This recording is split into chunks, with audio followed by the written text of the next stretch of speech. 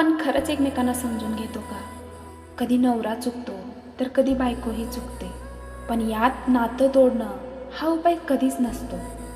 एक पुरुष जो दिवसभर कष्ट करतो, घरासाठी, बायकोसाठी, मुलांसाठी, ह्या सगळ्यात तो स्वतःच्या इच्छाही मारतो, खूप थकतोही, पण तरीही हसून विचारतो, तू ठीक आहेस ना?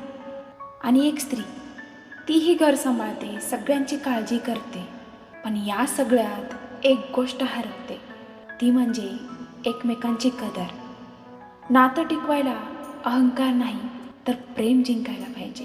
राग नाही तर संवाद हवा, आणि संशय नाही तर विश्वास हवा.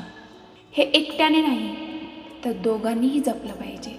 कधीही असा निर्णय घेऊ नका जेणेकरून आयुष्यभरासाठी पश्चाताप होईल. तुम्ही दोघे एकमेकासाठी परफेक्ट नसाल, पण नातं तोडण्याऐवजी तुम्ही दोघं एकमेकासाठी परफेक्ट होण्याचा प्रयत्न करा आणि एकमेकांची कदर करा.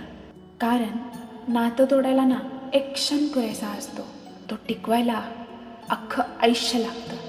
त्यासाठी कोणताही निर्णय घेण्या अगोदर ना एकमेकांची समजूत काढा, एकमेकांना समजून घ्या, तरच नातं परफेक्ट होईल.